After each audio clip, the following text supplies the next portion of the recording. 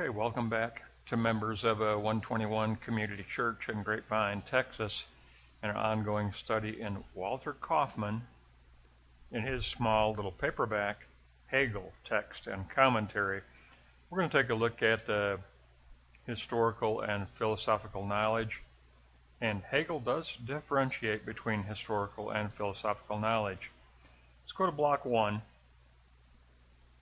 and begin. We begin with the historical external truth, and for Hegel that is particular truth, not the inner necessary truth, but it does still involve movement of the self-consciousness, but it is different from the philosophical inner truth. Outer existence differs from the inner becoming of essence, or the inner nature of the event, the inner nature of the matter. So the goal for philosophical truth is to take up both the becoming of existence and the becoming of the universal substance. The becoming of existence, meaning outer existence, and the becoming of inner universal substance or essence. So philosophical truth combines both. How does the inner raise up the outer? How does the spirit lift creation? That's what the philosophical truth will take up. How does the incarnate universal spirit lift the becoming of external existence? So we're all about block 1, note 3. We should be all about uniting historical and philosophical truth together. We are working on and we perceive spiritually a double process of becoming. And where do we find that double process of becoming? Well, for Hegel, it's the realm of spirit. Now, what is the realm of spirit for Hegel? And we've mentioned it many times in previous lessons, but the realm of positing is the realm of spirit for Hegel. So, we work on and participate in the double process of becoming through the process of positing and return, positing and return. And each side dissolves itself in favor of the moment of the whole. Therefore, negation does play a role. But notice that in this lesson, rather than negation, Hegel emphasizes dissolves. We're going to talk about that later, but right now we'll just remember that he does differentiate between abrupt negation and that which dissolves as a self-movement. So negation does play a role within the movement of the concept. Our spiritual thinking is dynamic and fluid. It is not fixed and static. Here's the key statement for Hegel. Historical epistemology is combined with philosophical ontology. What is our task? Our task is ontology, to construct a structure of being. Our task is to construct a world view, and specifically a spiritual world view. A worldview that posits and defines and points toward a realm of spirit. Our task is to construct and posit a philosophical spiritual ontology. And ontology simply means structure of being, or you can say worldview. An ontology is a worldview. It's a structure of being. That's the literal translation of ontology, structure of being. but you can just call it worldview. That's the term we're commonly associated with. That's our task. Our task is to perceive the concepts of the kingdom, to get involved in spiritual perception, and then take those concepts and form them into an interrelated organic whole that goes out from the divine and returns to the divine. And that way we construct a dynamic spiritual world view, a dynamic spiritual philosophical ontology. Let's move on to block 2 and take a look at essence and existence and defective external knowledge. Defective knowledge is the becoming of secular existence. It lacks the deeper spiritual meaningful purpose. Its primary concept is simply magnitude. Its central concept is simply magnitude.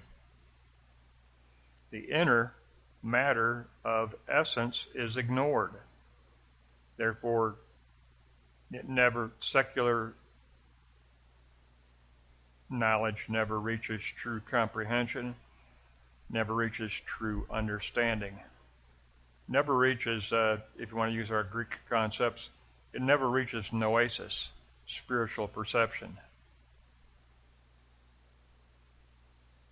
Or sun eidese, spiritual self-consciousness. So there's a call for true comprehension. Secular becoming is limited by its empty element of surface, space, and time. And it only posits fixed propositional truth, dogmatic fixed propositional truth. And it never reaches differentiation of essence. It never reaches that visibility of essence behind surface reality, which we perceive spiritually. We are gifted. It's always interpreted as a gift, but we know that we are gifted to be able to perceive spiritually. But secular defective knowledge never reaches that differentiation of essence. So, block 2, note 3, our task is to reach differentiation of essence as a qualitative self-movement. We transcend the secular logic of proof because we dare to ask the why of existence, the deeper, fundamental, existential, meaningful questions. We dare to ask the deeper questions addressed in Scripture, the deeper questions addressed in philosophical investigation. We transcend the failure of empirical external knowledge. Now, when we move into block 3, we're going to look at a little bit of a shift in Hegel.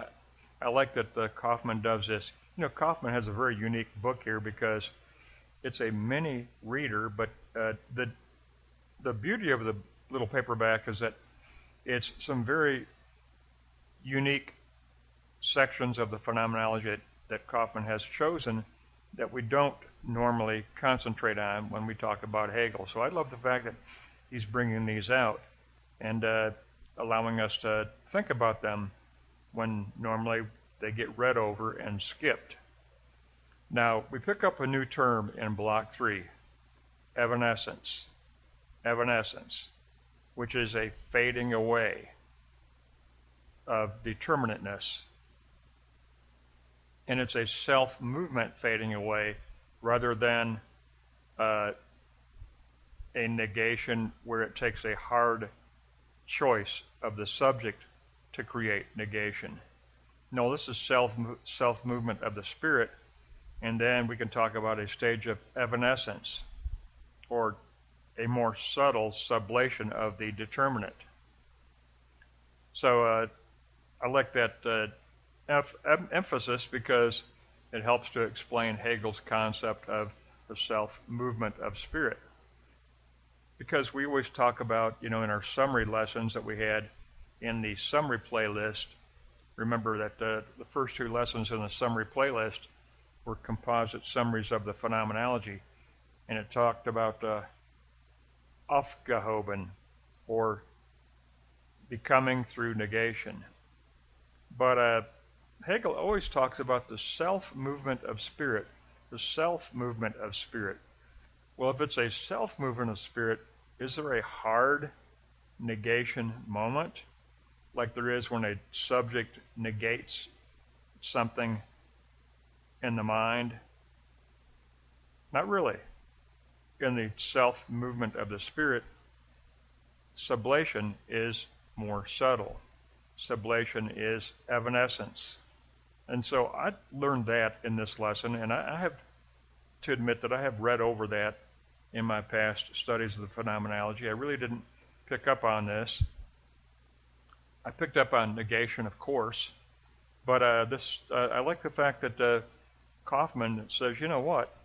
Hegel talked about evanescence, the more subtle self-movement of sublation, the self-movement of spirit. So let's take a look at block 3. Philosophical truth is concerned with essence and deals with the actual, and it includes the stage of evanescence, or sublation, as a fading away of determinateness to reveal the universal. A fading away of a more subtle fading away, self-movement fading away of determinateness to reveal the universal. Philosophical truth includes the stage of evanescence because the self-movement of essence of truth. It transcends the empirical negation of magnitude and the affirmation of that which is excellent must prevail. So I love that. I never really recognized that in Hegel's phenomenology, but I do see now that the self-movement of spirit is going to take up this concept of evanescence. Philosophical truth includes universal excellence as that which must be affirmed. It is empowered by the necessity of the concept.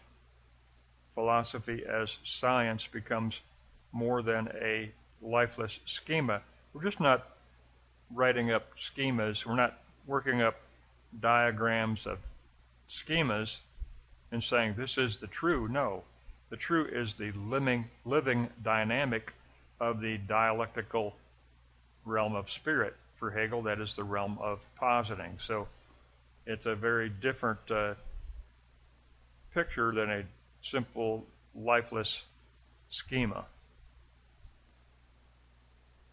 We look at the self-movement of inner life, leading to expression of the significance of the notion. Signs, we convert concepts into signs that point beyond themselves as a sign model of the true. And I believe that's what Hegel really wants us to get to. Remember our summary chart? We went to, at the top of the summary chart, you had noesis, spiritual perception, katanoesis, understanding, and then sun eidese, self-consciousness. But the key there is that when we reach self-consciousness, that interrelated, holistic, organic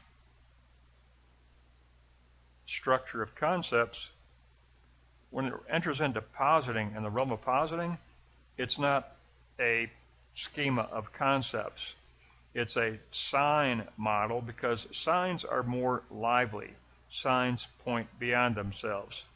We take the concepts, which are a little bit more static, not always, but a little bit more static, we convert them to signs, and what we construct as our spiritual worldview is always a sign model. And again, I'll point to Ross Sawyers, our pastor in our church, and all of you know that the worldview that he shares with us, which, by the way, I believe is an excellent, excellent worldview, and I wish he presented it in every single one of his sermons. That's how much I would like to see it. I'd like it being reinforced in my mind. I like it being reinforced in my heart, and I love it. I think it's very, very powerful, but it is accurate because it takes signs for the kingdom, not rigid concepts, but signs of the kingdom that are all very dynamic, pointing beyond themselves to something that is greater. And then they are arranged in a circular model, going out from the divine and returning to the divine. Again, that is correct, that is accurate, that is true to the Scripture and the presentation of Scripture, the presentation of revelation. So it's a very, very accurate, and it is a sign model. It's not a schema of rigid concepts. It's alive. And it only becomes alive if we reinforce it when Ross does present it. We need to internalize it and then live it. You don't just present the sign model, you live that sign model. You live that worldview as that which will interpret every one of your movements throughout the day. It becomes an interpretive sign model that imprints your heart, that imprints your conscience. You live. That's why, for Hegel, it's not a rigid schema of concepts. It's that which enters into phronesis, imprinting the spiritual mind set. Our sign model worldview imprints our spiritual mind set. In classical Greek, that is phronesis. Again, go back to the summary chart, and I hope you keep going back to the summary chart, because Hegel always demands that in any of his lessons that the reader has to have that comprehensive grasp of his system already down, already accomplished. But that we have 2 summary charts up in that summary playlist. Lesson 1 and 2 are summaries of the entire phenomenology. A very good lesson here on historical and philosophical truth, and the introduction of a new notion that I really wasn't aware of. The stage of evanescence in the movement, the self-movement of spirit. There is a stage of evanescence, of subtle sublation of determinateness. That's going to wrap up this very powerful third lesson in Kaufmann's Hegel text and commentary.